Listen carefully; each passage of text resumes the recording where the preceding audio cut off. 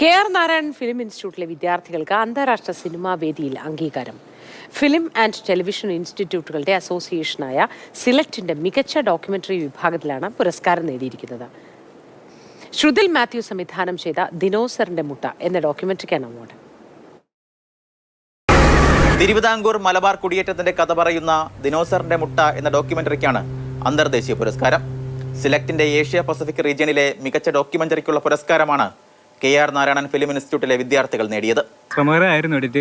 Normally ഒരു ഫോമിൽ അല്ലെങ്കിൽ ഒരു നറേറ്റീവിലുള്ള നോൺ ഫിക്ഷൻ അല്ല. അപ്പം അത് അത്രത്തോളം ചലഞ്ചിങ് ആയിരുന്നു. സൗണ്ടും ഇമേജുകളും മാത്രമാണ് സംസാരിച്ചുകൊണ്ടിരിക്കുന്നത്. അപ്പോൾ ഇതിലേക്ക് എത്തിക്കാൻ വേണ്ടിയിട്ട് കുറച്ച് സ്ട്രഗിൾ ഉണ്ടായിരുന്നു. ശ്രുതിൽ മാത്യു സംവിധാനം ചെയ്ത ചിത്രത്തിന്റെ ക്യാമറ ചലിപ്പിച്ചിരിക്കുന്നത് ഭവ്യ ബാബുരാജാണ്. എഡിറ്റിംഗ് അഭിരാമും സൗണ്ട് മിക്സിംഗ് മുഹമ്മദ് താമിറും അനിമേഷൻ അരവിന്ദും നിർവഹിച്ചിരിക്കുന്നു. സത്യാനന്ദാണ് പ്രധാന കഥാപാത്രത്തെ അവതരിപ്പിച്ചത്. സൗണ്ട് ഒരു ഡിഫറെൻ്റ് അപ്രോച്ചായിരുന്നു. അവൻ എൻ്റെ അടുത്ത് ആദ്യം പറഞ്ഞിട്ടുള്ളത് ഇതിൽ സൗണ്ടിലൂടെ വേറൊരു സ്റ്റോറി പറയണം, വിഷ്വലുമായിട്ട് സിങ്ക് ആയിരിക്കരുത്. അങ്ങനെയായിരുന്നു എൻ്റെ അടുത്ത് നമ്മൾ സ്ക്രിപ്റ്റ് ഡിസ്കസ് ചെയ്യുമ്പോൾ നമ്മൾ സംസാരിച്ചിരുന്നത്. അതുപോലെയാണ് ഞാൻ സൗണ്ട് അപ്രോച്ച് ചെയ്തത്. അന്തർദേശീയ പുരസ്കാരം വിദ്യാർത്ഥികളിൽ കൂടുതൽ ആത്മവിശ്വാസം ഉണ്ടാക്കുന്നതെന്ന് ഫിലിം ഇൻസ്റ്റിറ്റ്യൂട്ടിന്റെ ഡയറക്ടർ. എല്ലാവർക്കും ഒരു പ്രചോദനമാണ് നമ്മുടെ സ്റ്റുഡൻസിനും എല്ലാം തന്നെ.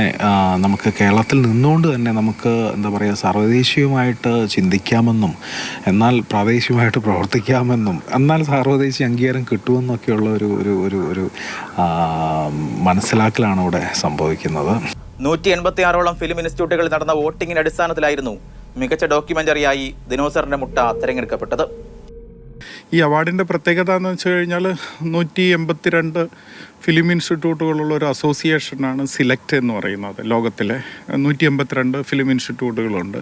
അതിൽ 182 ഫിലിം ഇൻസ്റ്റിറ്റ്യൂട്ടുകളിൽ നിന്ന് ഏറ്റവും ഒരു അവാർഡ് നേടുക എന്ന് പറയുന്നത് അത്ര ഈസി ആയിട്ടുള്ള ഒരു കാര്യമല്ല. ദിനോസറിന്റെ മുട്ട നേരത്തെയും നിരവധി അന്താരാഷ്ട്ര വേദികളിൽ പ്രദർശിപ്പിക്കുകയും പുരസ്കാരം നേടുകയും ചെയ്തിട്ടുണ്ട്. മാതൃഭൂമി ന്യൂസ്, കോട്ടയം.